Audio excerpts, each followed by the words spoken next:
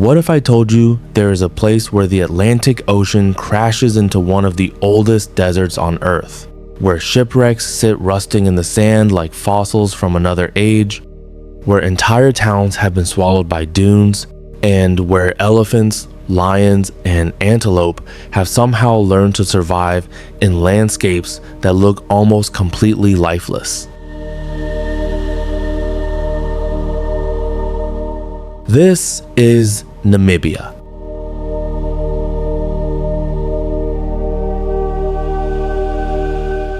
A country so surreal, so visually extreme, that at times it feels less like a destination and more like a dream someone forgot to wake up from.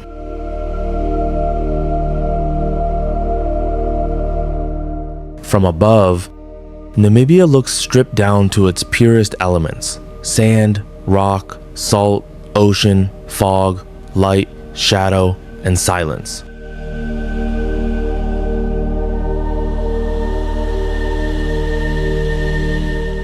There are few places on Earth where nature feels this raw, this honest, this immense.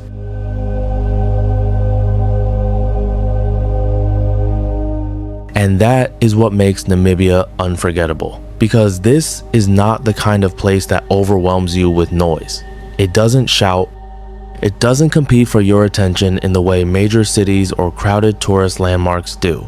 Instead, Namibia does something much more powerful. It leaves you staring.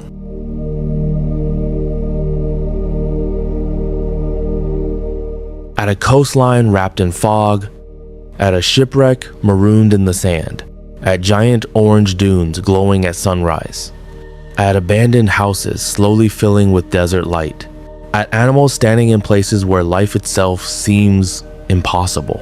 And the longer you stay here, the stranger it feels.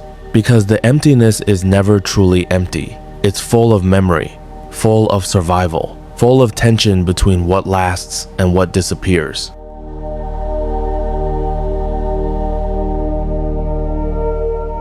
In this journey, we're going deep into one of the most extraordinary countries on the planet.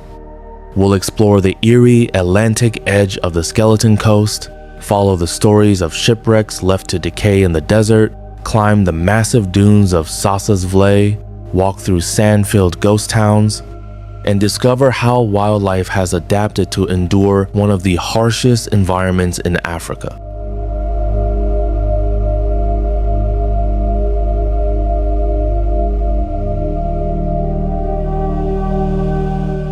And by the end of this video, you may never think about deserts the same way again.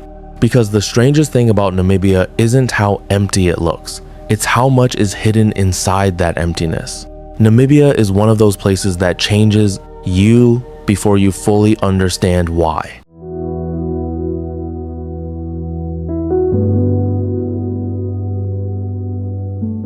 At first, it feels visual, a country of impossible frames, of clean lines, of giant spaces, of light so sharp it seems to carve the land into pieces. But then, gradually, it becomes physical.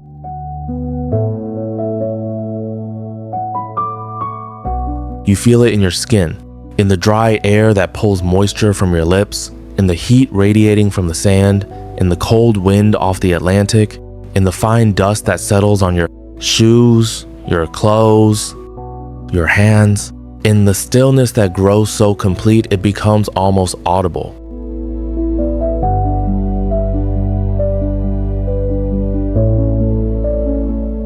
Namibia is not just something you look at. It is something you move through, something you breathe, something you endure with your body. That is part of what makes it so powerful for the viewer. You are not just showing people a place, you are inviting them into a sensation, into a rhythm, into a world where every sound, every texture, every gust of wind matters.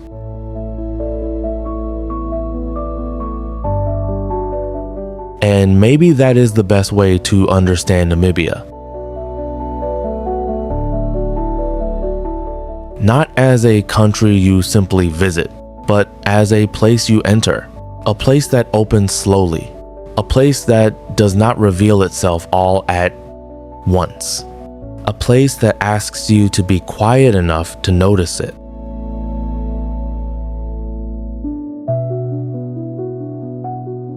Because this country does not reward hurry. It rewards attention. The roads are long. The distances are real. The landscapes are patient. And if you let them, they begin to pull you into a completely different state of mind.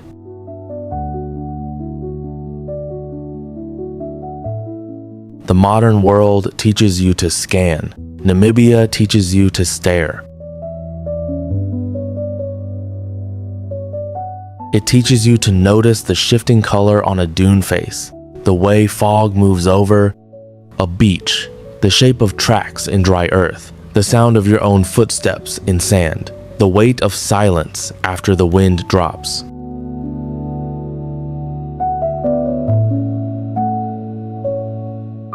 That silence is one of the first things people remember. Not the absence of sound, in a technical sense, but a deeper silence. A silence that feels ancient. A silence that feels larger than you. A silence that makes every small noise more intimate. The closing of a car door. The crunch of gravel under a boot. The distant crash of waves. The low breath of wind moving over open land.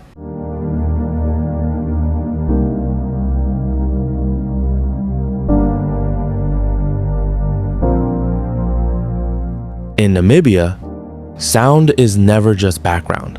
It is part of the emotional architecture of the place. And nowhere is that more true than on the coast. The first time you reach the Atlantic in Namibia, it does not feel tropical. It does not feel soft. It does not feel inviting in the way people often imagine the edge of the ocean. It feels cold, severe, unforgiving.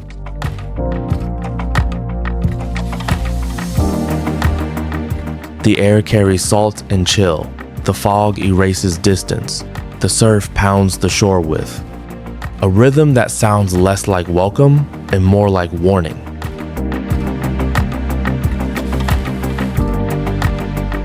This is the beginning of the Skeleton Coast. And it is one of the rare places on Earth where the landscape can make you feel awe and unease at the exact same time. You stand there and your senses divide. Your eyes are drawn to the beauty, the pale beach, the soft fog, the endless line of ocean and sand.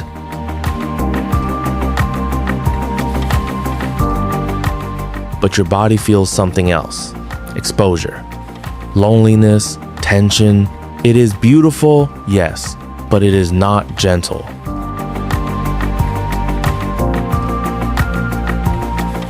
That distinction matters because the Skeleton Coast is not powerful just because it looks dramatic. It is powerful because it feels emotionally unstable.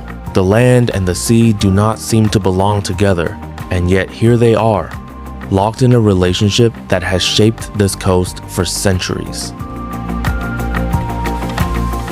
The Atlantic is loud. The desert behind it is silent. One moves constantly. The other appears completely still. One crashes, the other waits. And you, standing in between them, feel how small a human being really is.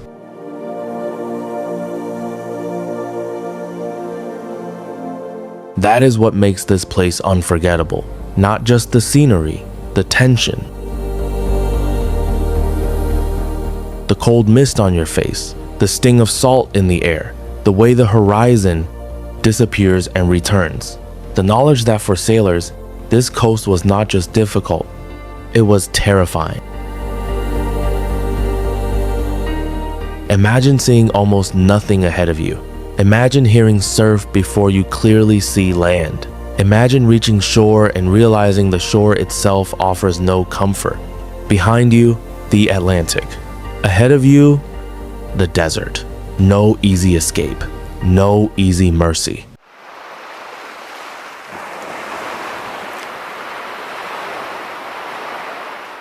That is why the Skeleton Coast carries such weight in the imagination. It is not merely a place of wrecks.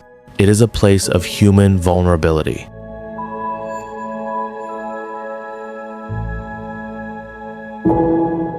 And the wrecks themselves make that vulnerability visible.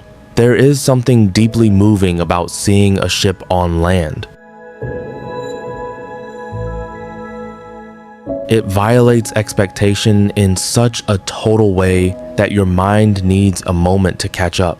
A ship belongs to motion. It belongs to water, to routes, to ports, to purpose.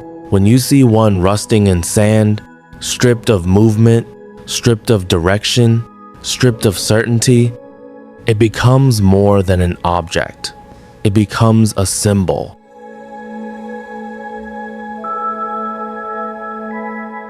Of ambition interrupted, of technology humbled, of nature refusing negotiation. The shipwrecks of Namibia are haunting, not only because they are beautiful on camera, but because they feel almost emotional in their stillness. Steel bends, paint disappears, the structure opens to the wind. Salt and sand work slowly over every surface until the wreck no longer feels separate from the land around it.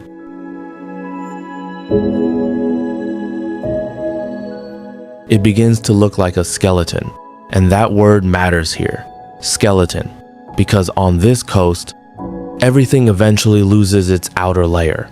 Ships lose their strength, bones lose their flesh, human plans lose their confidence, and what remains is structure, essence, the bare form of things. That is why the coast feels so stripped down. It exposes what is underneath. A shipwreck on the Skeleton Coast is not just scenic, it is intimate in a strange way. You look at it and immediately imagine the final moments. The fog, the surf, the confusion, the sound of metal under pressure, the sudden awareness that control is gone. And then what? What did it feel like to step onto this shore with no certainty of survival? What did the sand feel like under exhausted feet? What did the wind sound like after the chaos of the wreck? What did the silence of the desert mean to people who had just escaped the violence of the sea? These are the questions that give Namibia emotional depth. Because this is not a landscape that simply contains history. It makes you feel history. The Skeleton Coast does that especially well because it resists romantic simplification.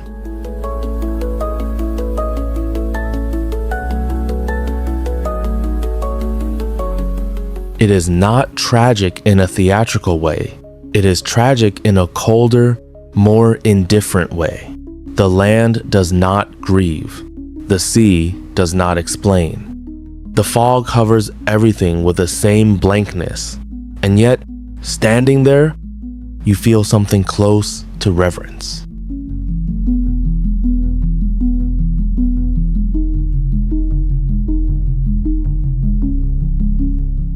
Not for disaster itself, but for the scale of what people once faced here. There is also something almost spiritual about a place this severe, even if it is not spiritual in an organized or doctrinal sense. Namibia is religiously diverse, and Christianity has a strong presence in the country due to history and community life, especially in many towns and villages. You see churches, crosses, and traces of faith woven into everyday life. But out in these enormous landscapes, what you feel is often something more elemental than formal religion. It is the feeling of standing in front of something larger than your own importance. The feeling of being reduced to proportion. In many cultures, deserts have long carried spiritual meaning for exactly that reason. They remove distraction, they strip life down, they confront you with distance, silence, mortality, and dependence. Namibia does the same. You do not need a sermon to feel humbled here.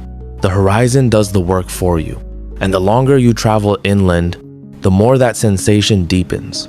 Away from the coast, the country opens. The Atlantic disappears behind you. The fog gives way to dry light. The air warms. The land widens. And suddenly, the desert no longer feels haunted. It feels monumental. This is where Namibia shifts from eerie to epic. The road stretches forward through a landscape that seems almost too large for human scale. Gravel plains run toward distant mountain ranges. Dry riverbeds cut through empty valleys. The sky becomes a vast dome over everything. And then, little by little, the dunes begin to rise.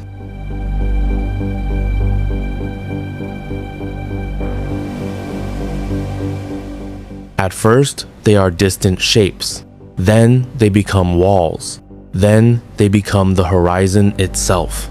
And for many travelers, this is the image they carry in their minds before they ever arrive in Namibia.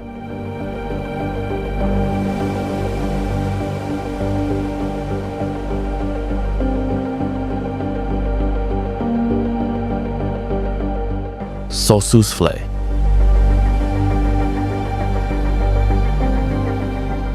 A place where the desert seems to become pure form. The first time you see those dunes up close, the reaction is almost childlike. Not because they are playful, but because they seem impossible. They are too tall, too elegant, too clean in their lines. The colors shift with the sun from soft gold to deep orange to burning red. The shadows create patterns so precise that they look drawn by hand. And yet these shapes were not designed by people. They were made by wind, by time, by repetition, by patience beyond human comprehension.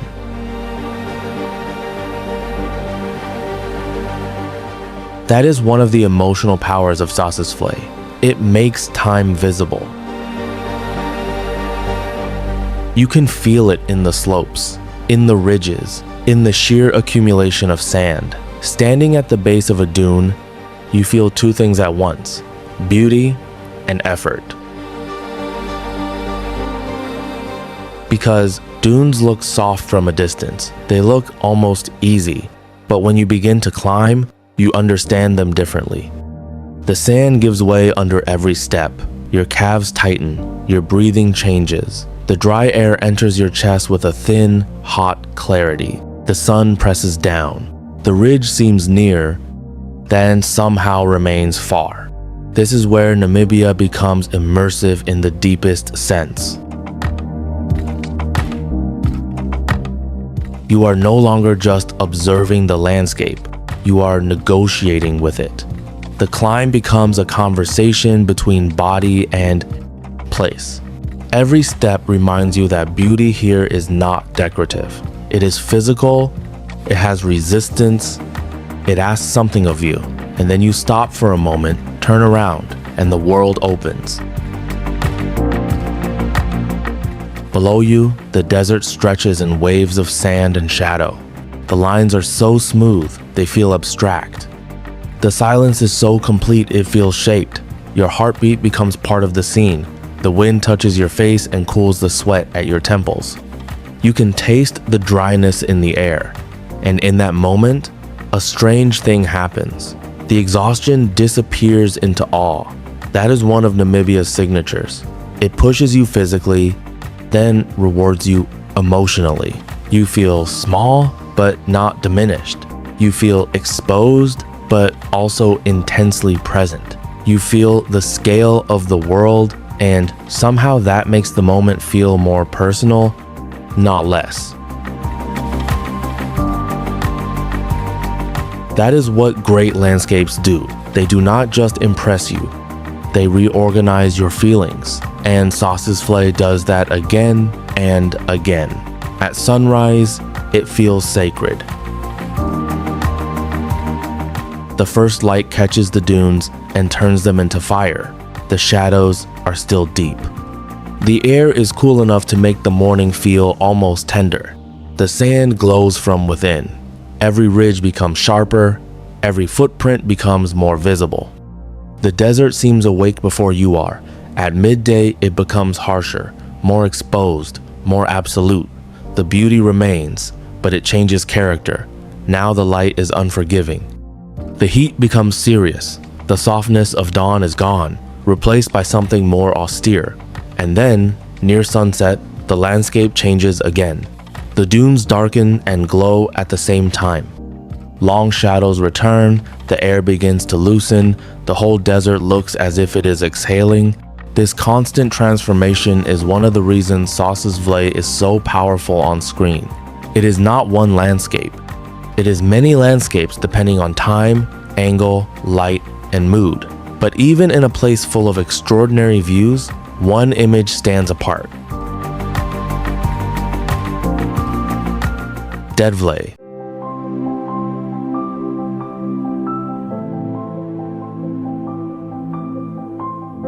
If Sossusvlei is movement, Deadvlei is suspension.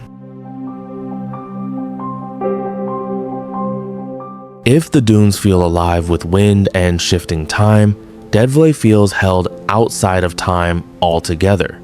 You step into that white clay pan and everything becomes quieter in a different way. The ground is bright enough to reflect light upward. The trees stand black and twisted against the brightness, not decaying, not changing quickly, just remaining. The orange dunes rise around the pan like walls of still fire. It is one of the most visually perfect landscapes on Earth. And yet what makes it unforgettable is not just what it looks like, it is what it feels like. Stillness, absence, exposure, memory. The air here feels different, almost thinner in an emotional sense. Even if other people are around, the place seems to mute them. Conversations drop, footsteps feel softer, people look upward, outward, inward. There is something about Deadvlei that naturally lowers the voice. Maybe because it looks like a place where time has already spoken enough. The dead trees standing there are among the most powerful natural symbols. In Namibia, once there was water, once there was growth, then conditions changed, and the landscape held the evidence of that change in plain sight. The trees remain as witnesses. That can feel melancholy, yes, but it can also feel deeply beautiful. Because Deadvlei is not a scene of chaos, it is a scene of preservation. Loss made visible, but also held with dignity. Nothing is screaming here, nothing is collapsing. Everything is simply present.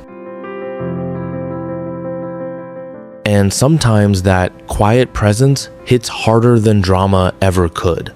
You walk among those trees, and you become aware of your own movement in a very precise way. The crunch underfoot, the warmth of the ground, the brightness forcing your eyes to narrow, the stillness pressing gently from every side. It is not an overwhelming place in the loud sense, it is overwhelming in the silent sense. It makes you think about time, about fragility, about what remains after change, about the strange elegance of things that endure without truly living. This is where Namibia becomes more than travel content. It becomes reflection, and reflection deepens again when you reach the ghost towns.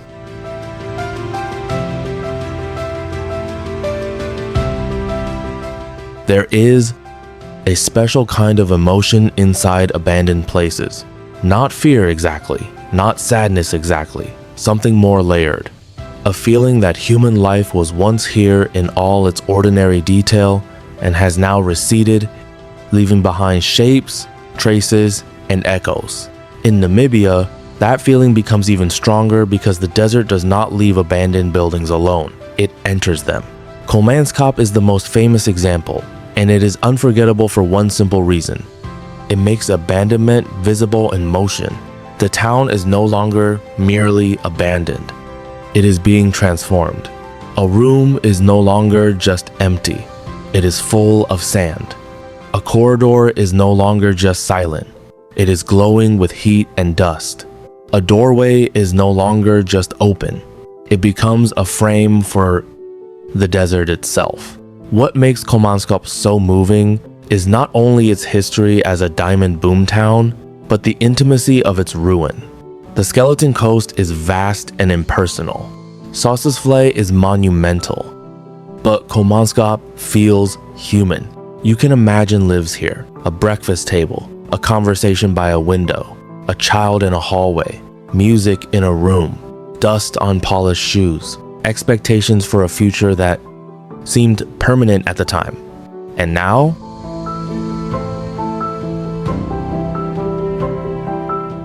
Now, the future those people imagined is gone. The buildings remain, but not as they were meant to be. The desert has rewritten the interiors. That image carries enormous emotional force because it speaks to something universal. All human beings, at some level, understand the desire to build something lasting, a home, a life, a legacy, but a sense of control. Kolmanskop quietly dismantles that illusion, not cruelly, not dramatically, just steadily. Sand moves in grain by grain, light shifts, paint peels, floors disappear.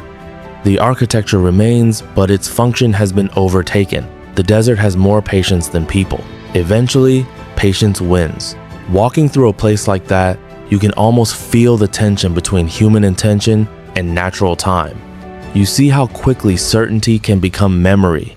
You see how fragile permanence really is. And yet, strangely, Kolmanskop is not just sad, it is beautiful. The light in those rooms can be extraordinary. The curves of sand against old walls create shapes no designer could plan. The colors of decay and desert merge into something almost painterly. Beauty grows inside abandonment. That is classic Namibia. Beauty and harshness in the same frame. Elegance and erosion together. Loss and wonder side by side. And once again, the viewer feels more than one thing at once.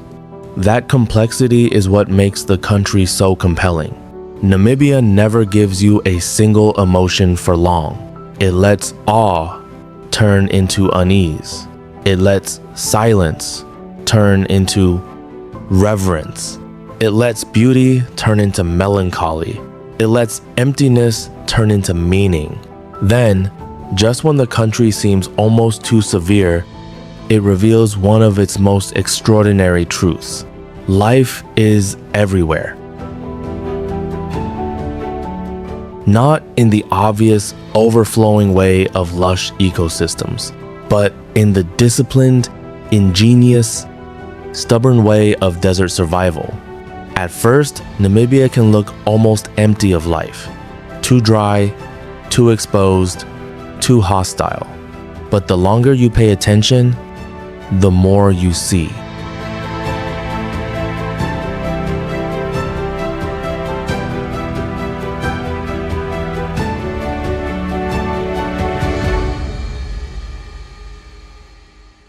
Tracks crossing sand at dawn, a movement in the distance, the silhouette of an oryx on a ridge, birds navigating the coast, seals crowding the shore, insects surviving on moisture pulled from fog, an elephant moving through a dry riverbed with a calm that feels almost impossible. This is where Namibia becomes deeply emotional again. Because the wildlife here does not simply add beauty to the story, it changes the meaning of the landscape. What looked empty becomes inhabited. What looked dead becomes adapted. What looked impossible becomes real. The oryx is perhaps the perfect symbol of this. There is something almost regal about an oryx in Namibia. The posture, the markings, the horns, the composure. It stands in the desert not as a victim of harshness, but as an expression of it. As if the landscape has shaped an animal to match its own elegance and severity. To watch one in the heat shimmer is to understand that survival can be beautiful. Springbok bring another kind of energy. Faster, lighter, alert, ready.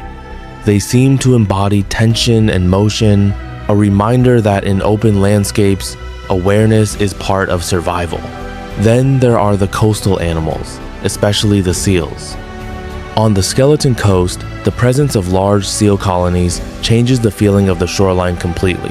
What looked silent from afar can become loud, crowded, restless, full of smell and movement. It is another Namibia contradiction.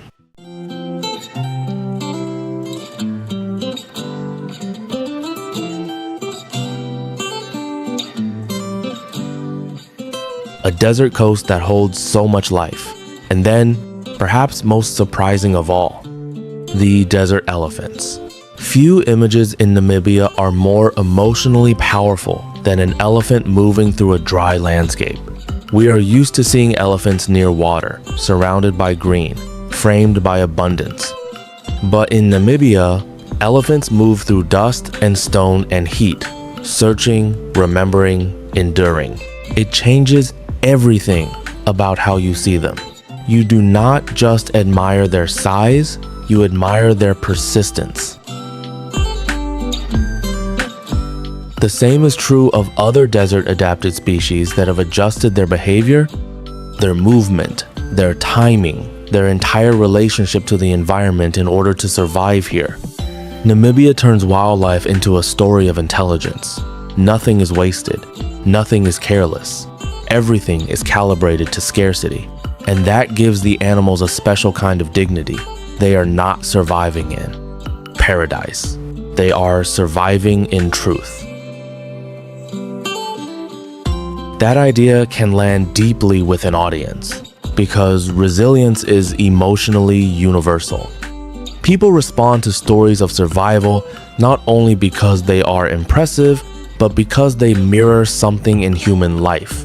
The need to adapt, the need to endure, the need to keep moving through difficult conditions without losing oneself entirely. Namibia tells that story through animals, through ruins, through dunes, through coastlines, through silence. That is why the country feels so coherent as a documentary subject. Everything is saying the same thing in a different language. Endure, adapt. Let go, remain. There is also a spiritual dimension to that, even when it is not explicitly religious. In many parts of Namibia, faith and Christianity are important in community life, and churches remain meaningful social and cultural spaces. But out in the open desert, the spiritual sensation often comes less from doctrine and more from direct encounter with scale and silence. A horizon like this has a way of stripping pretension away. A night sky like this has a way of making questions feel larger. A place this old has a way of making your own timeline feel very small. That does not always lead to answers. Sometimes it simply leads to humility. And humility is one of the deepest emotions Namibia offers. You feel it on the coast in front of the Atlantic. You feel it on a dune ridge in Sossusvlei. You feel it in the stillness of Deadvlei. You feel it in a sand-filled room in Kolmanskop. You feel it when an elephant appears in a dry valley. You feel it under the stars, especially under the stars. When night falls in Namibia, the country changes again. The heat loosens, the air cools, the shadows stretch and then dissolve. The dunes lose color and become shape. The ghost towns darken into outline. The coast grows colder, more secretive, more severe, and above it all, the sky opens.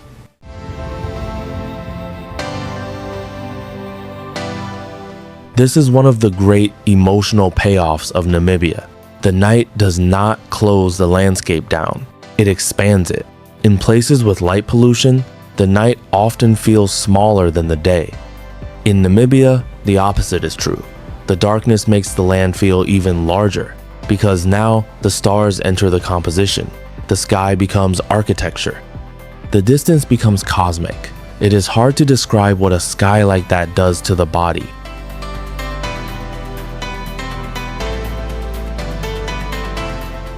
You look up and your breathing changes. Your thoughts slow. Your voice lowers. The stars do not just decorate the night. Here, they dominate it. And under that sky, the whole country begins to feel mythic. The shipwrecks seem older. The dunes seem more eternal. The ghost towns seem more fragile. The animals seem more miraculous. Your own presence feels brief. This is where Namibia often becomes emotional in the deepest sense. Not because anything dramatic is happening in front of you, but because the country strips away distraction so completely that you begin to feel your own life differently. There are no crowds pushing the moment forward, no noise forcing an interpretation, no excess, just land, sky, silence, time. That is enough. In fact, it is more than enough. It is clarifying. That may be the word that best captures what Namibia ultimately does. It clarifies. It clarifies scale. It clarifies time. It clarifies fragility. It clarifies endurance. It clarifies how little we control and how much beauty can still exist inside that truth. And that is why so many people leave Namibia with something more than admiration. They leave with perspective. The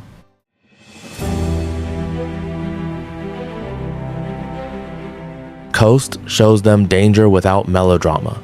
The dunes show them beauty with weight. The ghost towns show them impermanence in a human form. The wildlife shows them resilience without sentimentality. The night sky shows them how temporary they are. All of that together creates something rare. A travel experience that is not only scenic, but existential. That may sound grand, but Namibia earns that language. Few places do, because this country does not just give you views. It gives you confrontation with scale, with silence, with your own limits, with the age of the fox world, with the fact that survival is not soft and beauty is not always comforting. And somehow, instead of feeling heavy in a hopeless way, it feels deeply alive. That is the genius of Namibia. It is severe, but not empty. Harsh, but not dead. Lonely, but not meaningless.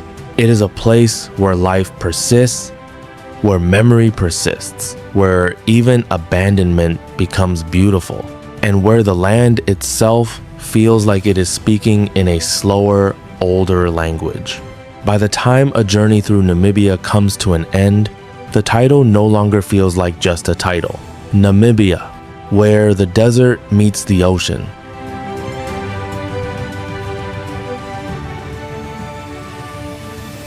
It becomes something more, where silence meets scale, where memory meets erosion, where fragility meets endurance, where beauty meets indifference, where the human story meets a landscape far older than itself. That is why this country stays with you.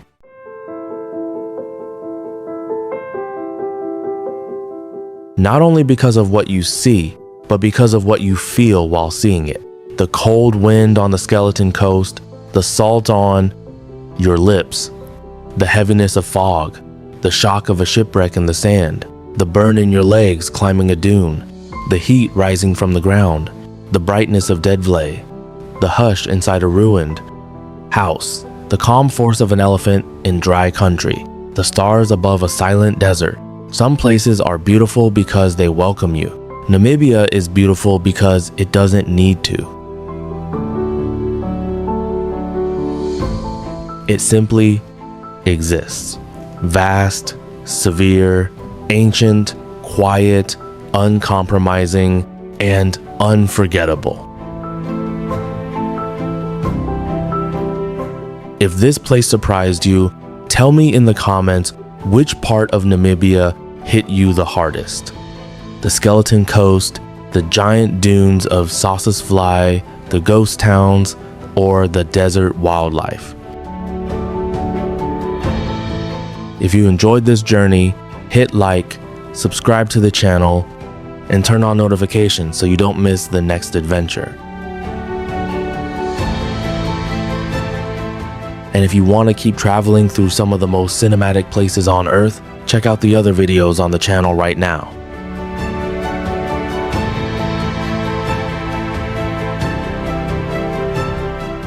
Namibia, where the desert meets the ocean.